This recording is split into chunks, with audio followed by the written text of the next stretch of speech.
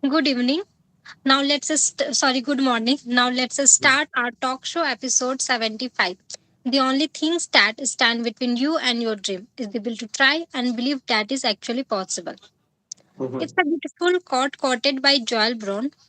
So, with this quote, I would like to bring our talk show named Conversation with Consultants with episode 75 of our guest talk series. Good morning, everyone. I am Rima Kumari, ECR coordinator of SKNJ, and I am your host for today's talk show. Before I begin our talk show, let me briefly introduce SK Associates and Group. We are an ISO certified management consulting firm registered under the MSMED Act 2006 with the Government of India. Our mission is providing consulting service to student entrepreneurs globally, covering such as areas compliance, operations, marketing, research and development, human capital, strategic and operations. Our passion lies in helping these budding entrepreneurs bringing their dreams to life and contribute to global economics growth. Entrepreneurship is a catalyst for change and innovation. It's a powerful force that can reshape industries, transform lives, and make the world a better place. We are committed to supporting student entrepreneurs their journey, equipping them with the tools, knowledge, and network they need to succeed. Now, before we begin our show, let's take a moment to introduce our guest for today. It gives us immense pleasure to welcome Mr. Jasmit Singh Arora, Gultiman, the environmentalist entrepreneur, CEO, Onset Technologies, Carbon Protection Force founder, to this special event. We are truly honored by your presence today and we are delighted to have you here in this talk show to share your insight with us.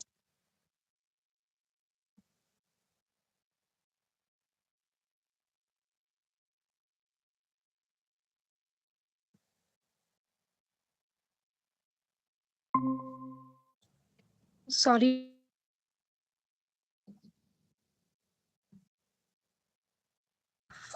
We could like to start this interview. Our first question for you: what inspired you to become an entrepreneurialist?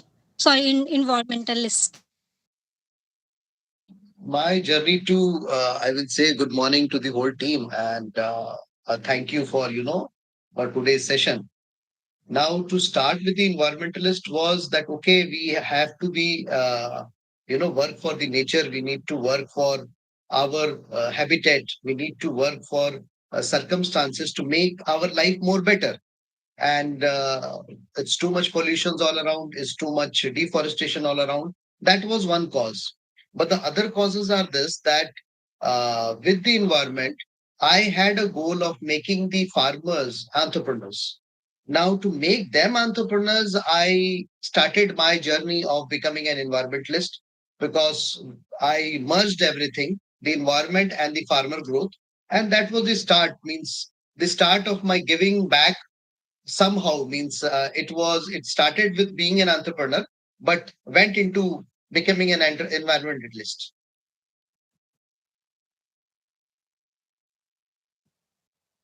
Nice. Moving with next question: which environmental problem worries you that most today? The most today is the quality of the air and the quality of the water, because these two are the basic necessity for human beings, for the birds, for the animals, for every living organism, and itself the greenery. Both everything is dependent upon a good water source and good air quality. So that is the main, because there are many things. If I speak, I can speak on this for 1 hour. uh, Having a good quality air has a direct connect with between a depression and a non-depression zone of a human being. You will have more pollution, a human being will also feel more depressing. So these kind of things which are directly and indirectly connected. So the basic, I'm disturbed with the water quality and the air quality. Okay, great. Your next question is: how do you explain climate change in one sentence? I will say it's a kind of a human mood. as today the human mood is so freaky. It's today in morning we are in anger zone, in evening we are in a sad zone. So the environment has also become like that. Suddenly it changes. It sounds good. Moving with the next question. What small habit can anyone start to help the planet? Everybody should start with creating a zone wherein they are not creating more garbage for the more trash, because trash involves many things which is not recyclables. So let us down the number, the percentage of the non cyclable, non recyclable, we can say, trash. So one, and second, it's everybody should have an habit of planting trees, himself or herself. It should not be dependent upon that okay, they will plant or the government or some NGOs will plant. No, everybody in their own zone, even if they can have say 10, 20 pots in their own home, that can also be a step towards a better step towards a better environment. Yes. Moving with the next question. Why did you start Onset Technologies? My onset technology is my business, and because I believe in good health, I believe in good wellness, I believe in goodness around. So that is creating more technologies for healthcare. We are bringing out more patented medicines under them. We are working for ayurveda, we are working for more alternative healings, and under that I am also doing some technological work which is related to IT. So it's a kind of, I am a person who believes in something on a progressive. I believe in forward looking. So starting was that onset is starting and technologies. So it's a start of new beginnings, and I believe every day we should have a start of new beginnings. Great. Your next question is, what's the biggest challenge of launching a green startup? Yeah, it's a, like when I started Gutli mission, it was tough to make people understand that how and where will we reach. It's tough thing, but then again, if you stick around for 6 months or 1 year, people start taking you seriously. People start hearing you out. People start thinking what you have spoken the other day. So that is a journey everybody has to make. So that's a, I will not say that's a tough part. I will say that's a journey time that an environmental startup or an environmental work will require. Nice.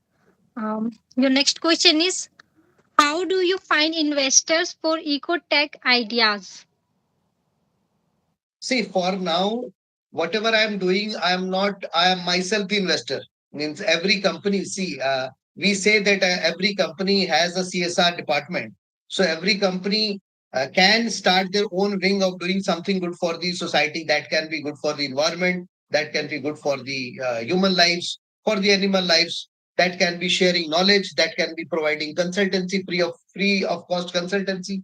So for me, I will say first start with your own pockets. First start with your own kitty.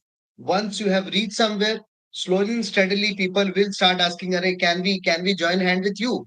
Can we help you? Can we also have a portion in your work?"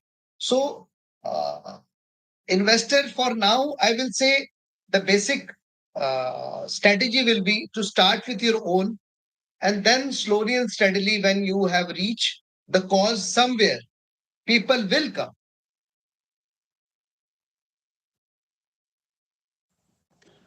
Moving with the next question, which skill is most important for a young entrepreneur?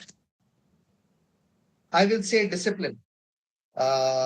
Because see, discipline is something we in the morning, if we say today our mood is not good, and tomorrow our mood will be good, because entrepreneurship or a business or a skill learning, it all requires a human being who is totally believer of discipline. Every morning we need to do the same task, and same task and same task. So, say I can give an example. a runner who is preparing for a marathon run or preparing for say any kind of event, 100 meters, 200 meters. If that runner says that, okay, today I don't have a mood of running, so that person cannot uh, become a world class runner. For that, that person has to wake up every morning, go to the field, do the running, do the experiments, do whatever he is supposed to do, and without the mood coming into the zone. So the important lesson is to be disciplined with whatever they are doing, because if your mood takes an entry, then you will not become an entrepreneur. Great. Your next question is, what core product service does Onset Technologies provide? Onset Technologies provides, healthcare solutions, alternative healthcare solutions, Ayurvedic healthcare solutions, and it also provides IT solutions to different companies, backend like fintech solutions and all. So it's always the solutions which are not available or world is preparing in the coming time. Onset Technologies always tries to become the first person to be the in that zone.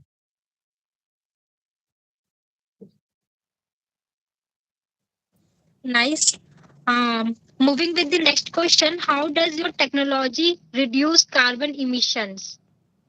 Oh, great. Yes. The technology, because see, technology is something, carbon, if we need to reduce, is carbon is again having a chips packet and throwing away the packet, you are increasing carbon.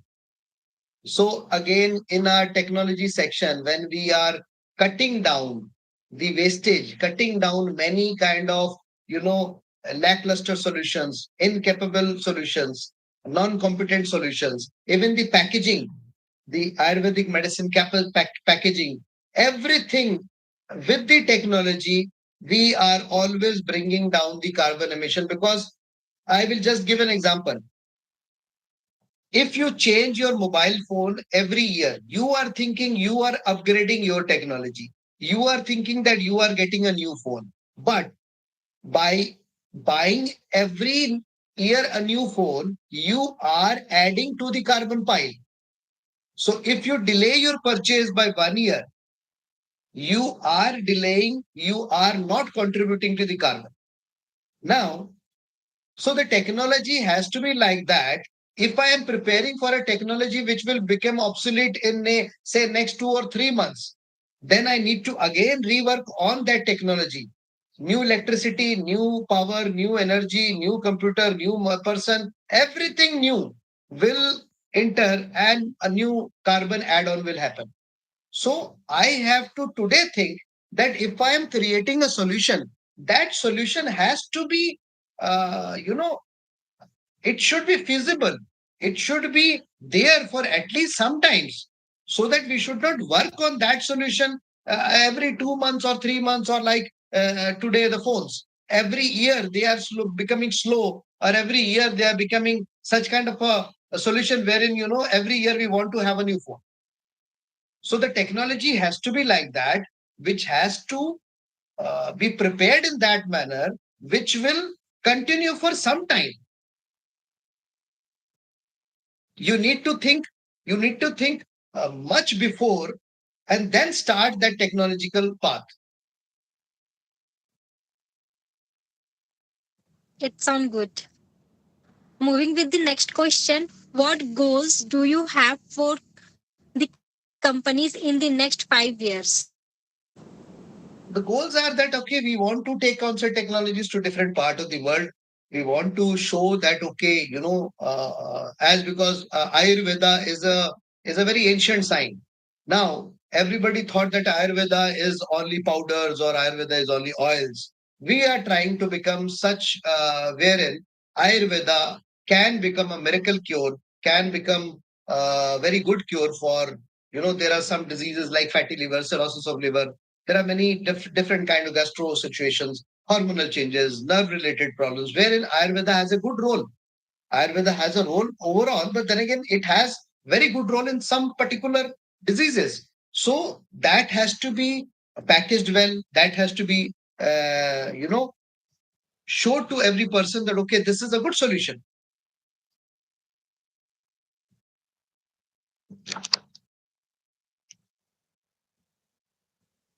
Okay, yes. Okay. Moving at the next question. How do you keep your team motivated to work on sustainability? Sustainability, we need to just, it's a simple thing is okay. I just say that, okay, how many days can you survive without food? You answer me. How many days can you survive without food? I'm asking you. Yes, sir. I'm asking you, how many days can you survive without food? Some only 1 day and 2 days. And how many days you can survive without water? 1 day. And how many days can you survive without oxygen? No, no days. So are you motivated to plant more trees? Are you motivated to be in sustainable thing wherein we need to work for the environment? Are you working for the environment for others, or you're working for the environment for your own self? Because you said without oxygen you cannot survive. Your next question is okay. Your next question is what is the mission of Carbon Protection Force? Carbon Protection Force is a organization which I started, which I tell everybody like you. I will tell you that you all need to become a part of Carbon Protection Force, wherein you are the warriors, you are the force which is going to help the carbon locked. Like if we don't lock this carbon is something which, if it remains in the environment, if it is roaming about here and there, it will lock heat inside it. Now, if it will lock inside it, we will say, "Arey, bahut garmi ho rahi hai, it's too much heat," and all. So we need to lock the carbon in the trees, in the primitive zones. Like if we will mine more coal, more petroleum, we are digging out carbon. So carbon protection forces protecting the carbon to stay in its own place. Now, its own place is what? Coal, petroleum, underground resources, trees. So we need to protect the carbon, because the carbon is now, we are invading carbon every day. It's kind of, we are, it was locked, but we are opening it up. By cutting trees, we are opening. By bringing out the coal, we are opening it up. By bringing out all oil, we are opening it up. So Carbon Protection Force has a role, is an organization wherein everybody will become a part to become a warrior or a member of a force which will help the carbon to be in a safe position.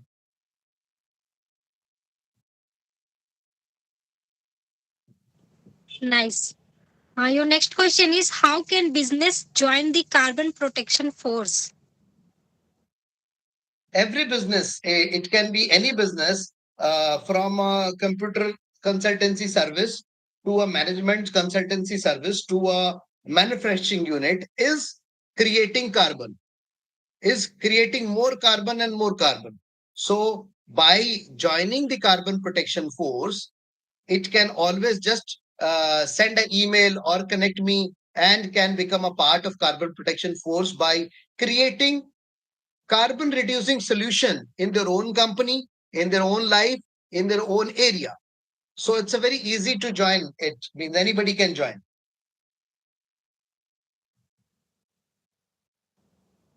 Great. Your next question is what projects have Carbon Protection Force complete so far? Carbon Protection Force has completed. There's a landmark, very signature campaign that it runs. It's a Gutli mission. We collect Gutli when we throw. We are throwing carbon. So Gutli is collected all across India, is collected all across world, and they are sent to me. Carbon Protection Force is collecting these Gutlis and then germinating them, creating saplings out of them, and handing over these saplings to the farmers. So Carbon Protection Force started this Gutli mission, and this Gutli mission is running all across. And I will not say that it has completed the mission, because the mission is a very big mission. So it's on a path to its journey. It sounds good. Your next question is how do you measure the impact of carbon reduction projects?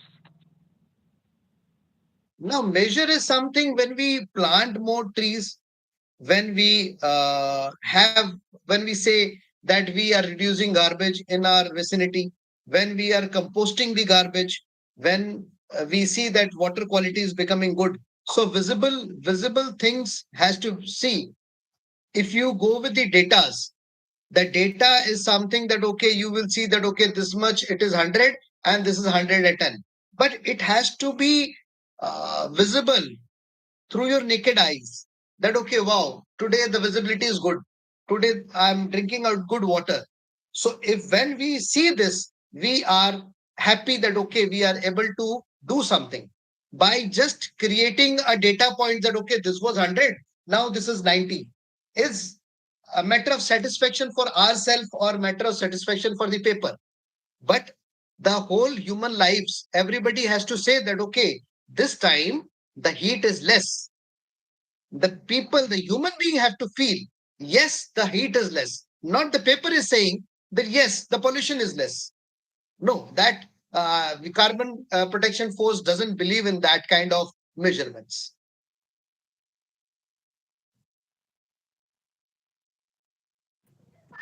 Nice. Your next question is which emerging tech the future clean energy? Please come the question again. Which emerging tech will save the future of clean energy?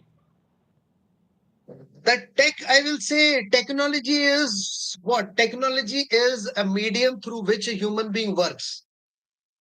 Now, the major technology that is going to help in the coming time is the human technology that we have in our brain.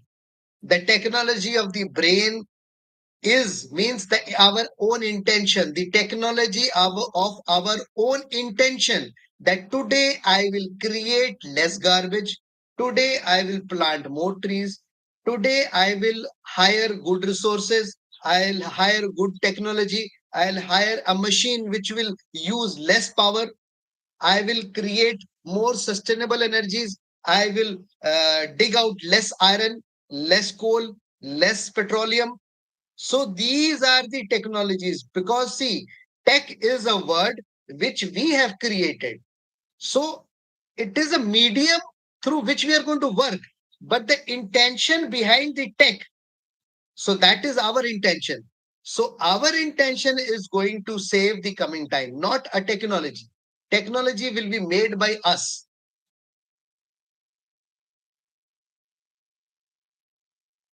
Yes, tell me.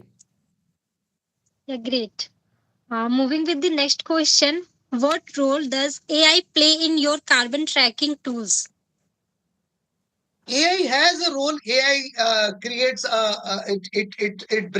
it brings the data point more faster. It analyzes the data more faster. But then again, it is not going to do the work. It is just going to give you more sharper data, more a data I will say with more coated with more flamboyant words. It can create more vocabulary to your. It can create more good charts or more good graphic.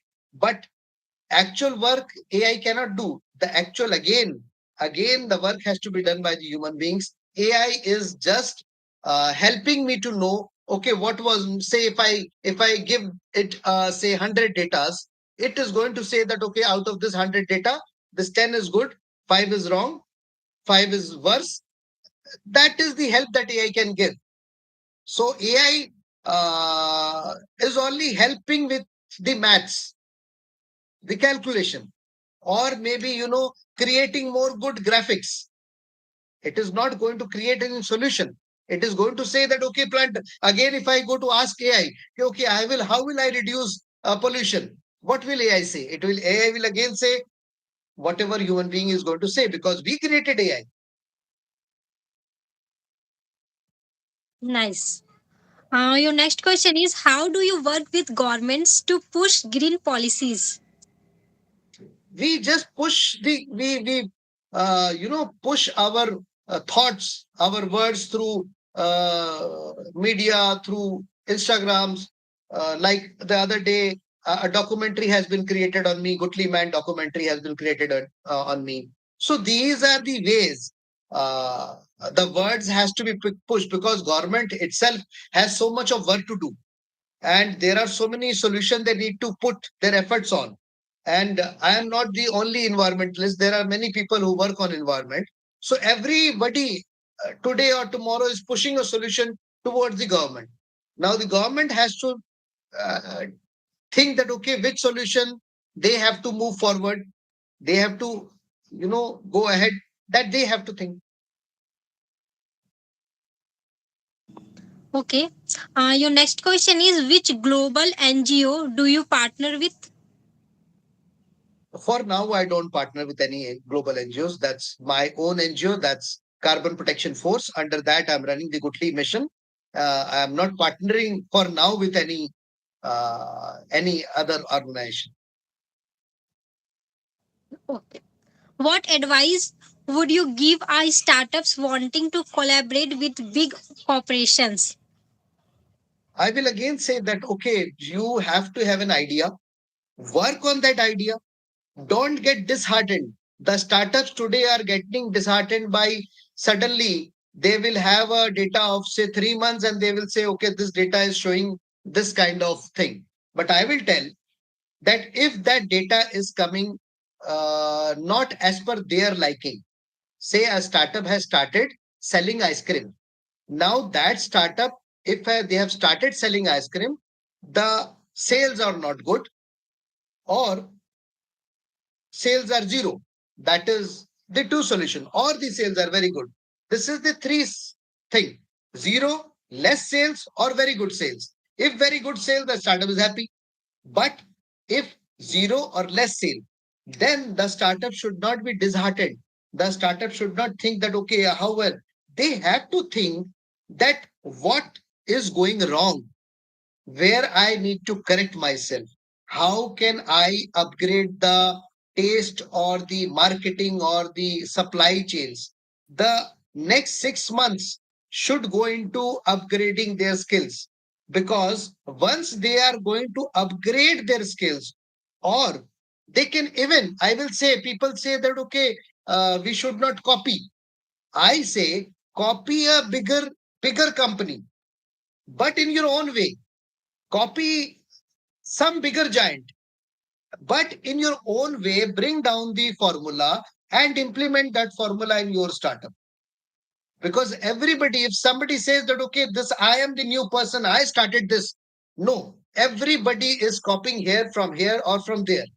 So a startup, if remains on path, remains on a path wherein the solution is working. Maybe the solution is not working as per his intention, but the solution is creating any kind of revenue generation or any kind of participation for the public, that tomorrow this bigger giants will identify these small startups, or these small startups can say that I have done this much journey with this discipline, I have reached till here. Because see, when a startup will go to a bigger giant or a bigger collaborator, that person is going to say that, okay, from zero to here, that can be from 0 to 10 only.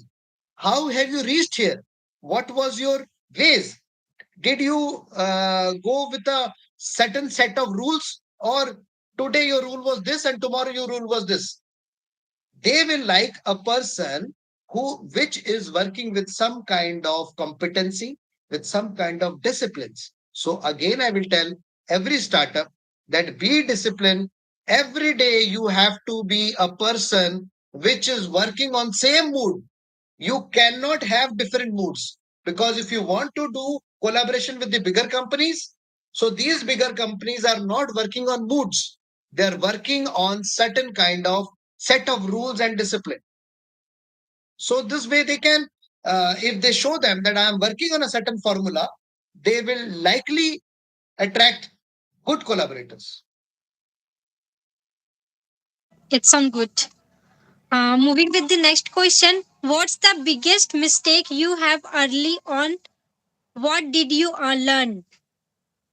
I have done a bigger mistake wherein I started many things without planning, without knowing my competition. I have started in past without knowing my competition. I started something and then I saw that okay, my competition itself was not in a good health. There were segments which I started when I saw that there are other 100 people who are also not working very well. So there are many segments which does not require I'll say much kind of upgradations. So mistakes are this, that we should not enter into a zone which is very fast changing. If I enter into a business which is going to change in say 3 to 4 years, then in 1 year or 2 year I'm going to build, and in another 2 3 years the business is going to change. Then I'm always going to be in a mode where I will unable to build the business. So the mistake was that I entered into some business which was a changing kind of business. Every 4 5 years it was changing.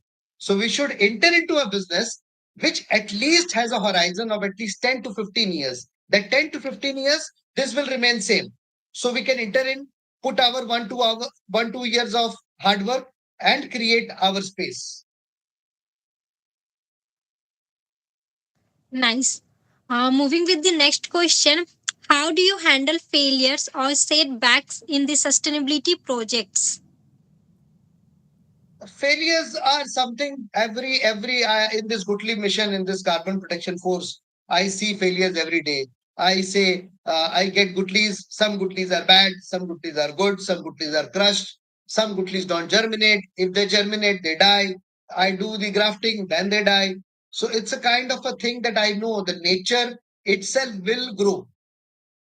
When I am clear in my mind, the nature will grow, this plant or the other plant, this seed or the other seed, this sapling or the other sapling will convert into a tree. With that kind of, thought process, a stiff thought process, that my firm belief that a tree will grow. Now, from this seed or the other seed, that is a question mark for the future. But the firm belief that a tree will grow helps me in working on those sustainable goals. Great. Moving with the next question. How do you balance your work and personal life? It's again that's a very good question, because people are unable to manage their time. I will say that my few morning hours are totally for the family.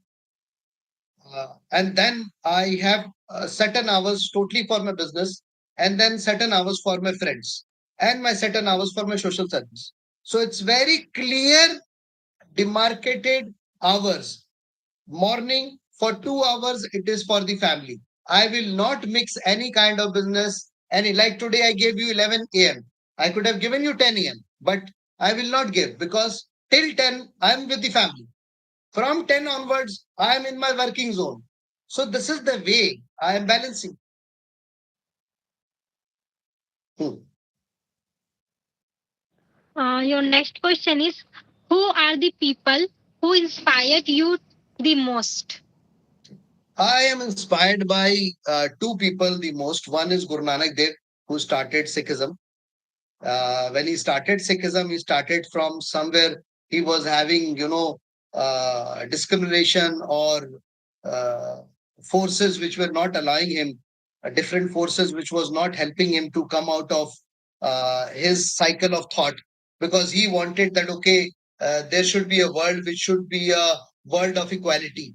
It should be a world wherein everybody has a same place. There should be no unequal treatment between a man and a woman. There should be no caste creed. So these were his thought. And he was also of a thought that if we are believing, if we are, loving the nature, we itself are loving the God. Now, To love God, we don't need to be a religious. If we are loving nature, if we are loving green, trees, water, air, animals, birds, we are in the process of nearing ourselves. We are taking ourselves towards the God, because God has created this whole earth and we are also part, and these whole trees and everything is also a part of this environment. So Guru Nanak Dev was very clear that you support or you love nature, you are loving God. You don't need to do your different other kind of pujas and rituals to be, in good books of God. As we say that we need to do pujas to be in good books of God. He said, no, you go for love the nature, your work is done. So that is one. And second is Rabindranath Tagore. Now, Rabindranath Tagore, way back, in 1919, say around 100 years back, when there was less pollution, there was good quality water. We say after when we heard that, okay, 50 years back, it was not this much pollution. 50 years back, people didn't used to cut this much tree. We used to hear. This is the narrative that we used to hear. But 100 years back, Rabindranath Tagore, he created Shantiniketan. He created a place that is around the nature. So he also said that nature has to be given very much big importance. So that this two-person for me are visionary, because Guru Nanak Dev 500 years back, he told that we need to love nature. Rabindranath Tagore 100 years back, he said that okay, we need to love nature. Apart from whatever we are working, we can be a painter, we can be artist, we can be do whatever, but you have to be a lover of nature. And this lover of nature is not loving trees only, is loving all the organisms, loving the dogs, cats, and the other human beings also, because it's your environment, it's my environment, it's your earth, it's my earth, everybody's earth. So as for you, I am a living organism, a different organism. For me, you are a different organism. But if I'm loving the nature, I'm loving everybody. It sounds good. Um, Moving with the next question, explain how to schedule your day for success. Again, tell me.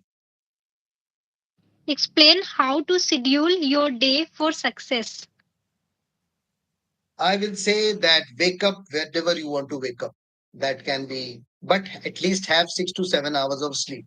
If your work is such kind of work wherein you need to be, awake till 12 in the midnight or 1 in the midnight, try to have 6 to 7 hours of sleep. That's one rule. That's one big rule. I will not say that you need to wake up at 4. If you don't wake up at 4 or 5, you are a failure. No, your work schedules or your work quality or your work criteria may not allow you to sleep by 9 p.m. in the evening. Your work may be different. Then, when you are having a good sleep, you should spend at least 2 hours with your family members. If you're married, spend your hours with your wife and your kids and your parents. If you're non married, spend time with your parents, but spend 2 hours with your family. Have at least one meal with your family. That can be breakfast, lunch, dinner, it can be any, but at least have one meal with that family member. That can be your wife, that can be your daughter, son, or mother or father, or your brother, whosoever is in the family, whosoever. If you don't have a family member, if you have a working person in your family, that can be maid, that can be a servant, that can be anybody, a helping person who is helping you, who is coordinating you and assisting you, have food with him or her. At least have a human connection, which is a non-professional human connection, a totally non-professional, wherein you are not discussing business, you're not discussing anything. You are just having a human connect. That's the second. Third is have your business, whichever business or service, whatever you're doing, you can be a professional, you can, but do it with discipline, do it without mood swings. No mood swings can come when you are doing your work. That say if you are working for a you're a customer care executive, Your moods cannot come into that customer care executive work. I had a fight, so I'm angry. I will be angry with the customer. No, your work is something 5 hours, 6 hours, 8 hours. Herein, it doesn't require your mood. It requires your competency. It requires your professionalism because that is only going to give you a way to grow up. And then after your work, spend some time with your spirituality, with your meditation. Spend some time with yourself. That can be 10 minutes, 5 minutes, 2 minutes, 1 minute, any time, but spend. But spend. And then some part with the nature, maybe near the water, maybe nature some green, and have your good food. I will not say that, okay, no, don't eat junk food. You eat whatever, but balance it out. If you're somebody is having a biryani or having a burger or having a pizza, then at least make sure that having a dal or rice at least 4 times in a week. That okay, my stomach is also getting some good food. So this is a balance wherein we can grow because somewhere down the line you have to have a non-professional connect to discuss the professional work. That I was sad in my work. I was in the I was in a non-mood zone. My work it was making me angry, but I was not becoming angry at that work because it requires discipline. So I was not angry over there. But when you are sitting with your family members or with any human connect, you are able to discuss that anger that I'm sad over there because we as a human being require communication. So when we require communication, we do that communication. You should not do your professional communication, your professional anger or professional in the professional zones. That will not create good, image for you. If you are going to be bitching around, saying here and there, uh, things in the office, then you're not going to grow. If you're going to again, say bad words in your family about your bad family member, then again, it's bad. So you need to segmentize because human being needs to communicate. So when we know that we need to communicate, we should communicate our feelings of place A with place D, feelings of place E with place B. We should not have discussion of feelings of place A with the people of place A only. That is going to create crisis in your life. So that's the routine. Yeah, it sounds good. This is your last question for today's session. What message do you have for the next generation of eco leaders? I will say the next generation eco leaders that it's huge scope because we as environment and as nature, it is in the dwindling stage and everybody knows that we need to save the nature. So I will say people who are wanting to do social service, they have great scope.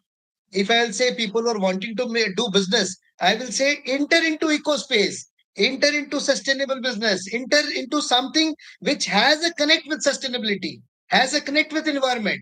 You will find less competition and you will find a big market because see, you can only sell something which human being is scared of or human being is greedy.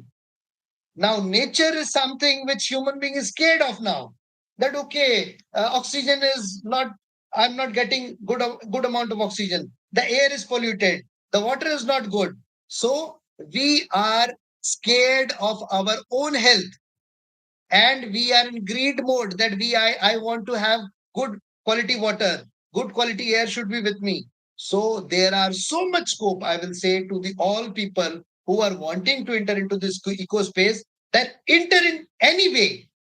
You can do agri-tech, you can create some agri solution, you can work with the farmers, you grow trees, you take one tree and prepare some, like I will say, grow moringa trees and sell those seeds to seeds, powder and everything all across world. There is so much of work which people can do. I do my consultancy, I provide my consultancy to all the people. They come to me, I give them solution that okay, you enter into this zone. There are so much need to be done with the garbage. Garbage solution has to be there. So though everything is sustainable.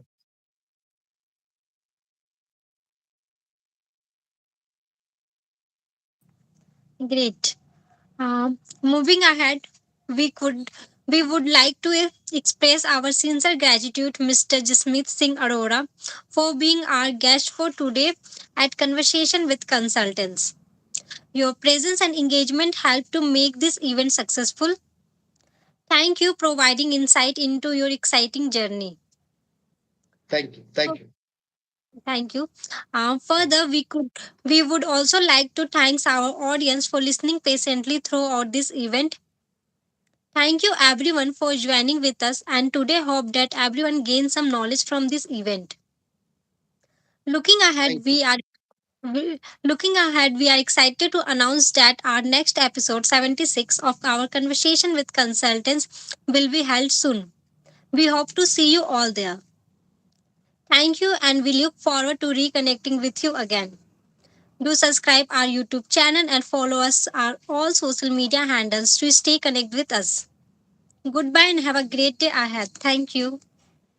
Thank you, sir. Thank you. Thank you.